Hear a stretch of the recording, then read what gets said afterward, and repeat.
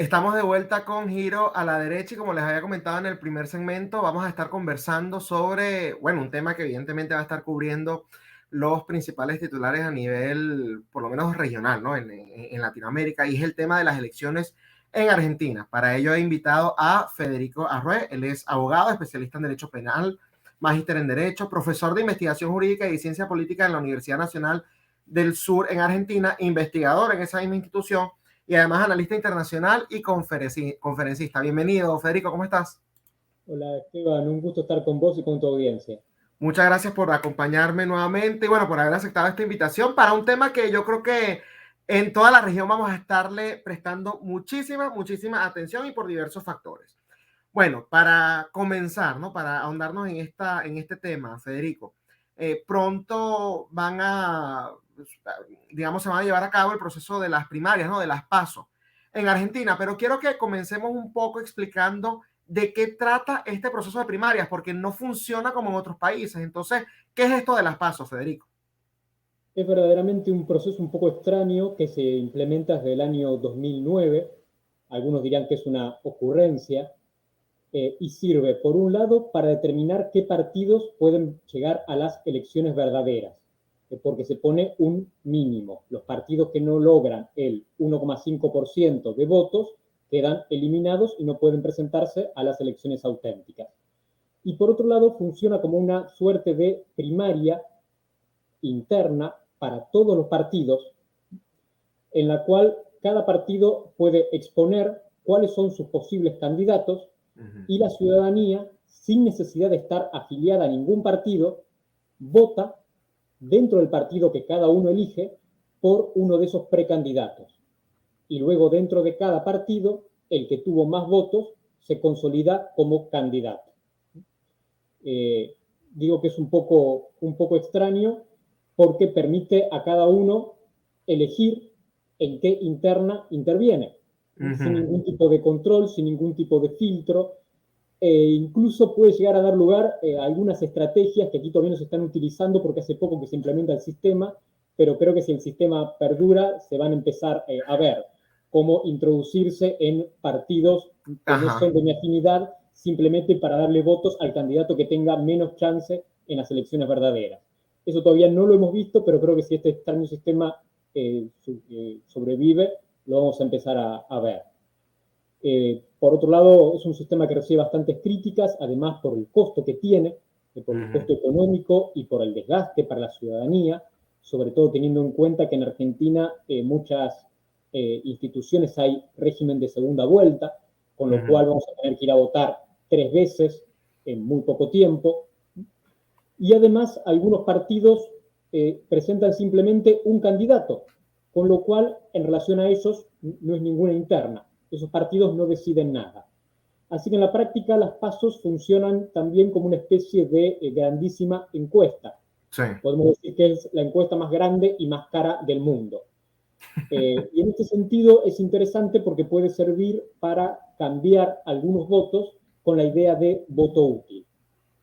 Sobre todo en los sistemas donde no hay segunda vuelta, las personas que ven que su voto no va a servir para definir pueden terminar decantando por alguno de esos candidatos que se muestran con mayores chances. Ahora, esto fue implementado, me estabas diciendo que en el 2009, ¿no? Fue propuesto por el kirchnerismo. Por el kirchnerismo. ¿Y cuál fue el argumento que ellos utilizaron? O sea, ¿qué fue lo que ellos le dijeron a la opinión pública? Y a tu juicio, ¿cuál es el verdadero motivo de implementar este sistema tan extraño? El argumento que se hizo público fue que había que democratizar los partidos políticos, que no era correcto que los partidos simplemente presentaran en las elecciones los candidatos que ellos de una forma cerrada, opaca, oscura hubieran elegido y que la ciudadanía tenía que intervenir no solo en las elecciones, sino en esa preselección de candidatos.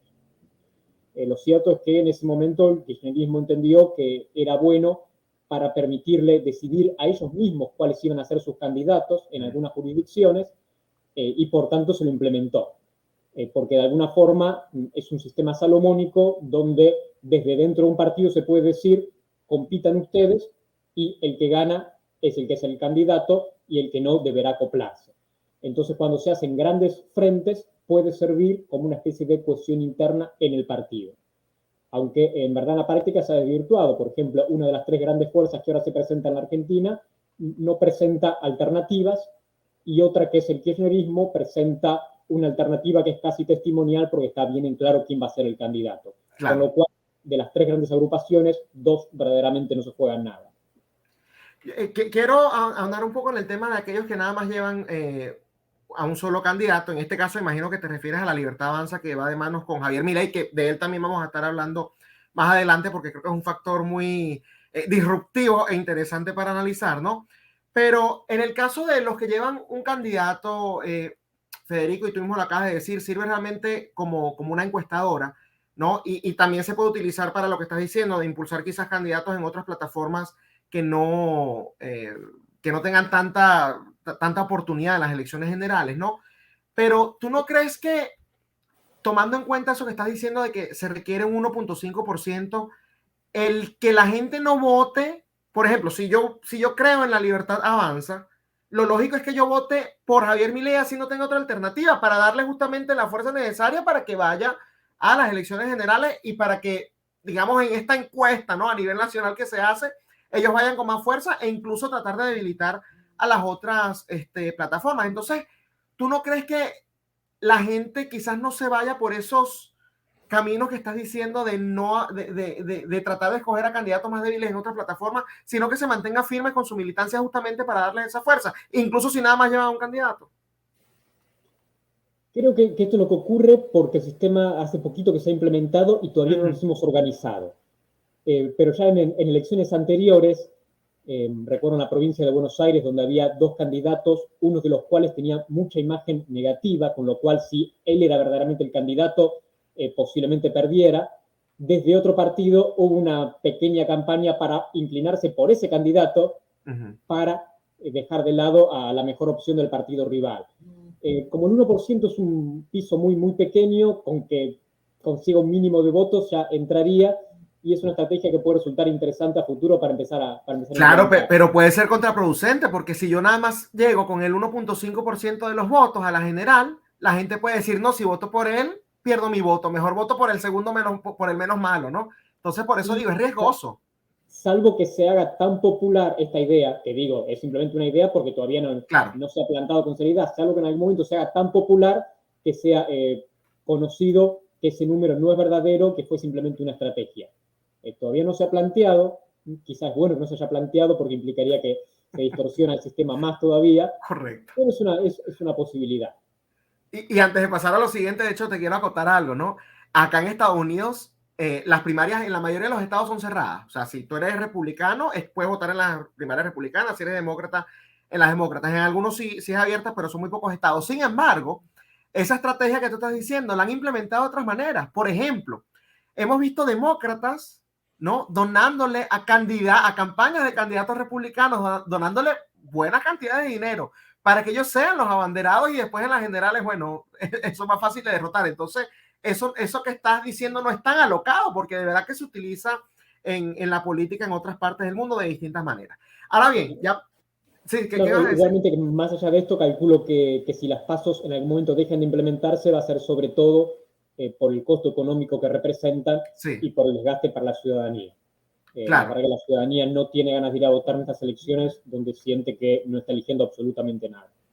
Y es que son tres elecciones, como dice, las paso, después la general y después la segunda vuelta, si hay segunda vuelta. Entonces, es Sí. muy costoso y la gente, evidentemente, se agota. Ahora bien, quiero que hablemos un poco. Y eso en las jurisdicciones donde las elecciones en provincia coinciden en las fechas con las elecciones nacionales. Porque Claro, hubo otras provincias donde incluso fueron en otra fecha, con lo cual las claro. personas que viven en esas provincias argentinas este año pueden ir a votar 5 veces. Sí, demasiado fuerte y demasiado costo, la verdad, no pudiendo resumir todo en un solo proceso.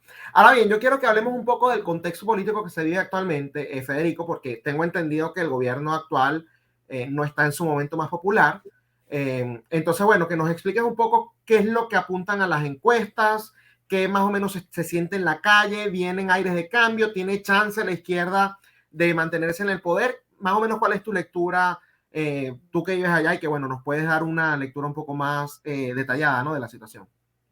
En verdad hay un desconcierto grande la mayoría de la ciudadanía no está satisfecha con la situación que se está viviendo acá en Argentina.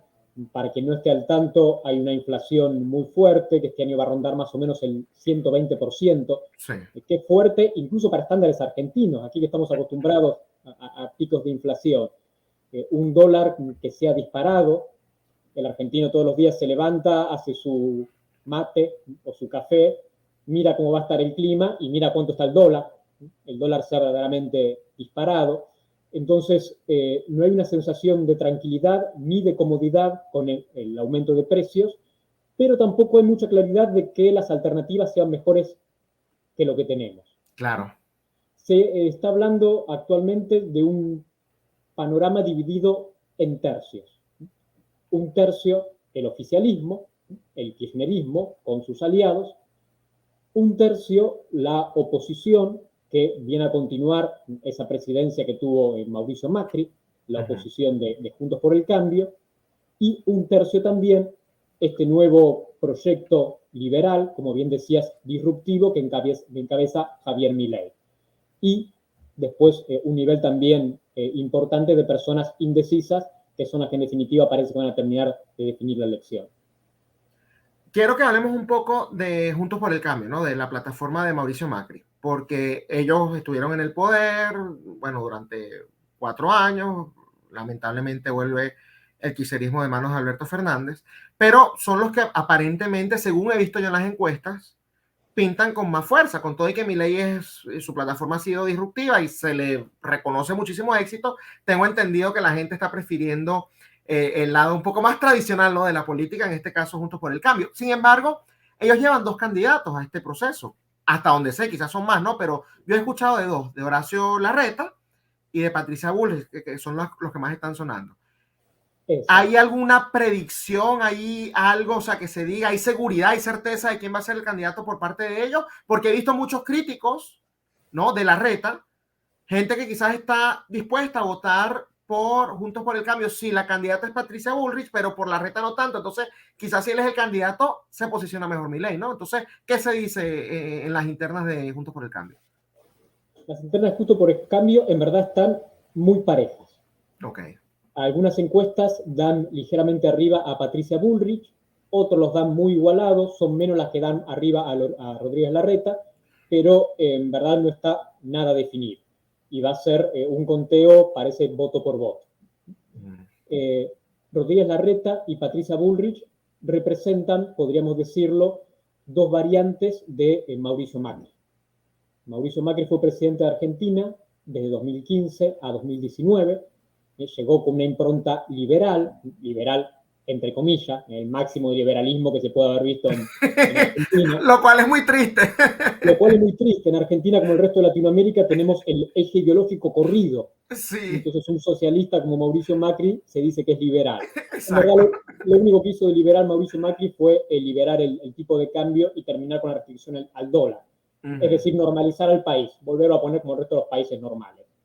Fuera de eso, no redujo el déficit fiscal, tomó mucho deuda. Cuando el kirchnerismo dice la deuda de Macri, esta parte es verdad, la deuda de Macri existe, él se financió con deuda porque no quiso acomodar el presupuesto. Implementó controles de cambio, ¿no?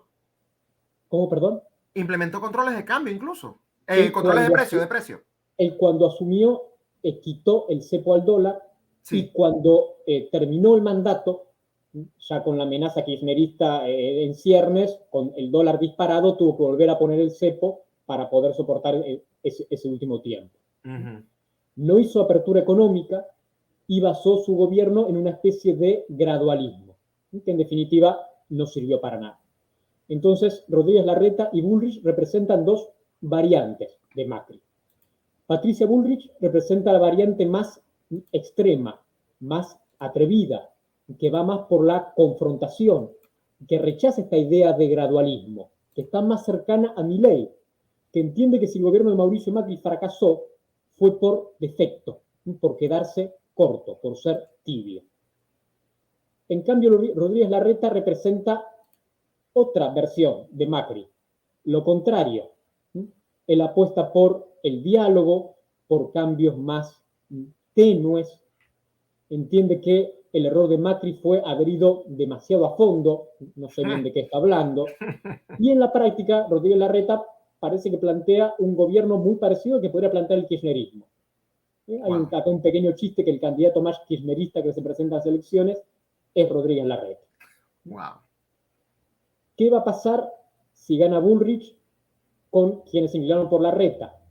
¿Y qué va a pasar si gana Larreta por quienes se inclinaron en primera instancia por Bullrich? No estamos muy seguros. Yo no estoy seguro de que quienes votaron por Patricia Bullrich van a querer votar a Larreta. Sí. Pero si la otra opción es el kirchnerismo, es un gran signo de pregunta. Así es. Y bueno, eso me lleva a lo siguiente, que es el fenómeno Javier Milei. Independientemente de que represente en estos momentos a un tercio del país, uno dirá, bueno, un tercio no es tanto. Bueno, una persona que se adentró en la política hace nada más unos 2 años, creo que fue que realmente decidió dar el paso, porque él antes era un analista, un economista y ya, no pasaba de allí, y que se ha vuelto incluso presidencial, evidentemente es un fenómeno. Y de hecho voy a colocar unas imágenes, ¿no? De lo que fue su cierre de campaña el día de ayer en el Estadio Movistar, ¿no? Tengo entendido. Y bueno, allí vieron a un grupo muy, muy numeroso de personas. Tengo entendido que fueron alrededor de 15,000 argentinos, ¿no? Que estuvieron en este cierre de campaña que evidentemente, bueno, te demuestra que tiene bastante apoyo. Tiene bastante apoyo. Veremos si es suficiente o no. Pero, ¿tú crees que este fenómeno, Federico, pueda incidir con más fuerza de lo que estamos viendo? ¿Crees que hay una mayoría silenciosa dispuesta a no irse por el establishment, ya sea de Juntos por el Cambio o del kirchnerismo? ¿O crees que más bien en el caso de Milei puede hacer más ruido que apoyo como tal en las calles? En verdad yo creo que el fenómeno Milei ha perdido un poco de fuelle. Ha Ok, perdido un poco de fuelle y se dice que representa un tercio, aunque la mayoría de las últimas encuestas ya no le dan un tercio. Es de esperar que saque un 20% de los votos.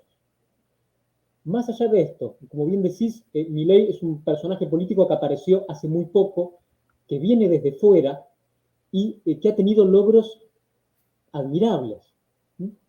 Él volvió a darle prestigio a ciertas ideas que en Argentina parecía casi que fueran una mala palabra. correcto. Su lema es "Viva la libertad, carajo". La idea de libertad en Argentina se dice de la boca para afuera, pero en verdad asusta. Él volvió a darle brillo a la idea de libertad, a la idea de liberalismo, a la idea de que sobra Estado, a la idea de que hay que reducir el gasto público y que el déficit presupuestario no puede mantenerse. Basta de tomar deuda, basta de seguir imprimiendo dinero, porque esto es lo que genera la inflación. Hay que hacer cambios legislativos de fondo, cambios laborales, cambios en cuanto a sindicato, apertura económica. Todas esas ideas él las ha puesto sobre la mesa y está haciendo que la ciudadanía las debata, más allá de que esté a favor o en contra. Antes ni siquiera estaban en el Sí. discurso, antes ni siquiera se mencionaban. Ha hablado incluso de la dolarización.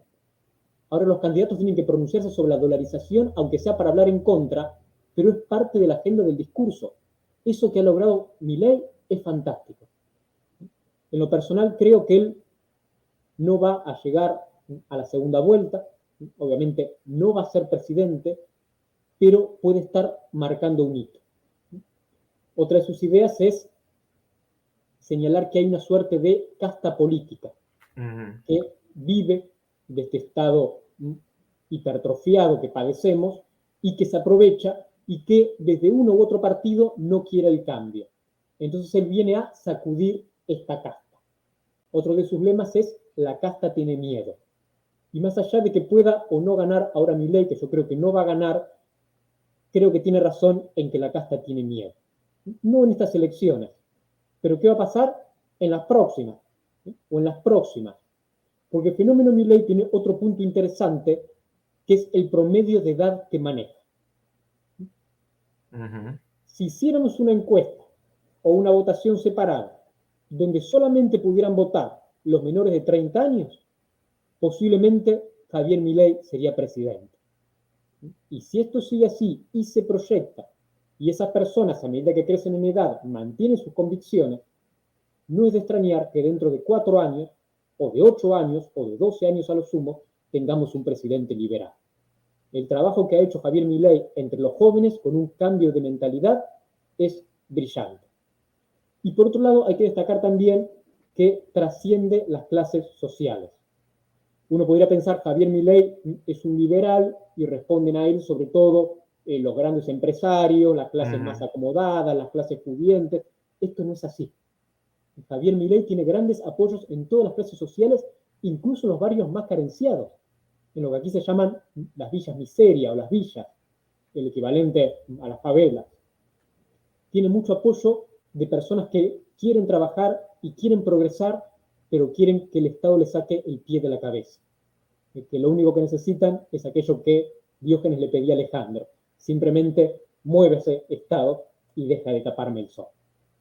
Entonces, Javier Milei de alguna forma ya ganó. Ya hizo mucho más de lo que podía haberse esperado que él hiciera. En un periodo muy corto. Además de lo que mencionas, déjame agregar otra cuestión, la eliminación del Banco Central. O sea, eso es algo que también ahora se discute en la opinión pública en un país de Latinoamérica. No te voy a hablar de Argentina, en un país de Latinoamérica, que decir eso es una locura en cualquier país de Latinoamérica. Entonces, el simple hecho que está en discusión, como tú muy bien estás diciendo, sea a favor o sea en contra, pero él está marcando la pauta de lo que se debate y eso evidentemente, bueno, ya es una ganancia porque el lograr hacer que la opinión pública no gire en torno a lo que tú estás diciendo, evidentemente es un poder muy fuerte y como muy bien dice, si no es en esta puede ser en las próximas y si no en las otras. Lo hemos visto incluso con presidentes, la mayoría de izquierda, que son muy persistentes. López Obrador en México, él perdió 2 elecciones y a la tercera ganó. Lo vimos con Ollanta Humala en Perú también, lo vimos con Gustavo Petro, perdió 2 elecciones y a la tercera también ganó. Entonces esto podría replicarse en Argentina y esperemos que sea así, ojalá gane estas, pero si no estas, bueno, las próximas. Me voy a permitir, Esteban, de discrepar con vos, y okay. Esto es algo que divide a los liberales, pero me voy a permitir dar mi opinión. Por supuesto. Yo espero que Javier Milei no gane en esta elección. Ok. Y voy a explicar por qué. Javier Milei, si llegara a ser presidente, se encontraría con que tendría muy pocos legisladores, porque él no ha tenido posibilidad de colocar legisladores en elecciones anteriores. Claro. Que no tiene gobernadores que responden a él y que no tiene armada verdaderamente una institución y un entramado de poder. Entonces se encontraría gobernando prácticamente solo, sin posibilidad de sacar leyes adelante y con un peronismo que es bien sabido acá en Argentina, que donde no gobierna, no deja tampoco gobernar. Entonces, si él llegara a ser presidente, estaría sin herramientas y rodeado de una oposición que, lejos de tratar de ayudarlo, trataría de hundirlo y de destruirlo. Claro. Y la idea del liberalismo quedaría asociada a ese fracaso sin que la ciudadanía llegara a entender que el fracaso en verdad se debe porque él no tuvo las herramientas para plasmar sus ideas. Entonces creo que Milei ganar ahora las elecciones, si bien nos podría dar una alegría momentánea, a mediano plazo sería algo muy, muy triste y terminaría sepultando las ideas del liberalismo. Creo que el liberalismo tiene que madurar, tiene que empezar a consolidarse, a ir captando, ganando intendentes, ganando legisladores, ganando apoyos en algunas provincias, con candidatos verdaderamente liberales. Ahora Javier Milei tuvo que salir a sumar personas políticas que andaban por ahí polulando y juntarlas en su partido porque no tenía figuras. Claro. Esas personas no son verdaderamente liberales, son oportunistas. Creo que hay que consolidar estas ideas, hay que consolidar el porcentaje que se ha ganado con expectativa de, si en algún momento se consigue la presidencia, hacerlo con todo un entramado político que pueda respaldar lo que pueda hacer la oposición. Porque el peronismo, y repito esto, cuando no gobierna, no deja que los demás gobiernen. Si gana Milei, el día 1 van a prender fuego Buenos Aires, literalmente. Bueno, así es, y yo creo que eso lo hemos visto en todos estos movimientos, ¿no? en la región y buena acotación. De hecho, hay que solidificar un poco más el tema del liberalismo en Argentina para que llegue, cuando llegue, que eventualmente va a llegar, bueno, que llegue con la suficiente fuerza para hacer las reformas necesarias. Ahora bien, Federico, te quiero pintar un escenario. Con lo que he visto yo por las encuestas y por lo mismo que tú me has estado diciendo a lo largo de esta conversación, ¿no? Vamos a suponer que sea Patricia Bullrich la banderada, ¿no? De Juntos por el Cambio y que ella sea quien gane las generales. Yo creo que si vamos a el kirchnerismo versus otra estructura, el kirchnerismo en esta oportunidad perdería, ¿no? ¿Tú ves factible que Javier Milei se sume al gobierno de Patricia? O sea, que quizás le acepte alguna posición en donde él pueda ejercer algunos cambios, en donde pueda seguir avanzando en esta agenda. ¿Ve factible alguna coalición entre estos dos grupos de mano de Patricia? Porque yo sé que de Horacio Larreta no sería tan así, pero de manos de Bullrich, ¿lo ves posible? Yo creo que es posible. Creo que es posible. Si bien el liberalismo en Argentina se caracteriza por tener figuras con una personalidad muy fuerte que a veces no pueden congeniar unas con otras, quiero pensar que Javier Milei no dejaría pasar esta posibilidad de colaborar en lo que crea razonable con un gobierno de Patricia Bullrich, que ella ya ha manifestado que estaría abierta a dialogar con Milei, porque abiertamente dice que hay algunas ideas de Milei que considera interesantes.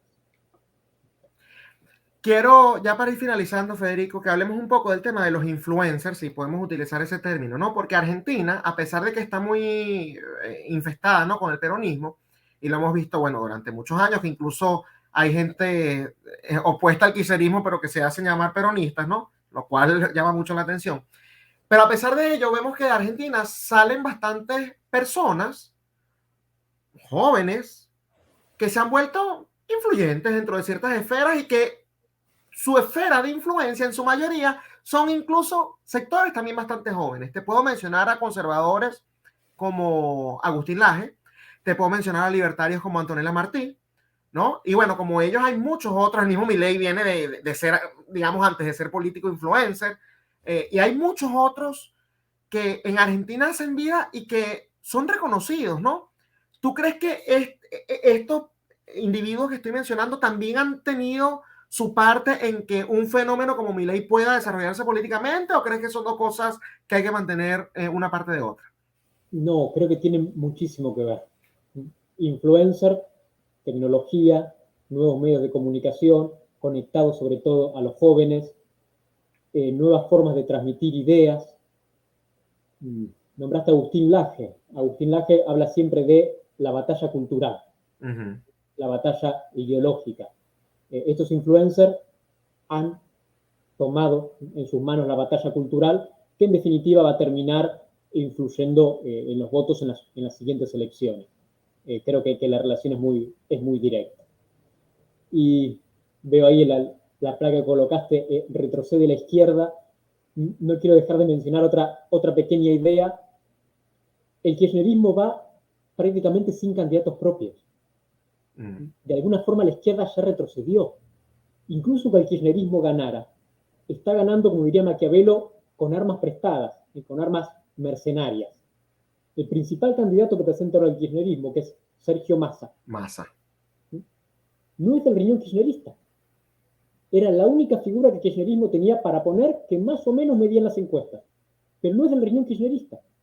Los kirchneristas van a votar a Sergio Massa prácticamente con asco. Van a tener que votarlo porque no tienen otra opción. Pero de alguna forma, incluso aunque Sergio Massa sea presidente, la izquierda ya retrocedió. Pero allí te puedo cuestionar un poco, porque Alberto Fernández tampoco, con todo y que sí en sus inicios estuvo con el kirchnerismo, porque él fue jefe de gabinete o algo por el estilo de Néstor Kirchner, él después se deslindó del kirchnerismo y bueno, fue un gran crítico. Y de hecho halagaba a Milei en su debido momento, ¿no? Y sin embargo el kirchnerismo lo colocó como su candidato para las elecciones pasadas y ganaron, y no solo ganaron, sino que es el kirchnerismo el que gobierna hoy, independientemente de que Alberto Fernández no venga de allí. ¿No crees que podría pasar lo mismo con Massa? En el supuesto negado de que salga electo. Creo que no, porque la situación con Alberto Fernández fue muy particular. Alberto Fernández fue una persona colocada por Cristina Kirchner como candidato a presidente sin tener él ningún tipo de poder propio. En cambio, Massa tiene una cuota importante de poder que es propia y que no se lo debe al kirchnerismo. Claro. Creo que por ahí puede llegar a pasar la diferencia. Y vinculado a esto hay otra cuestión interesante, que el kirchnerismo está haciendo campaña como si fuera oposición. Está haciendo una campaña como desde afuera. Claro.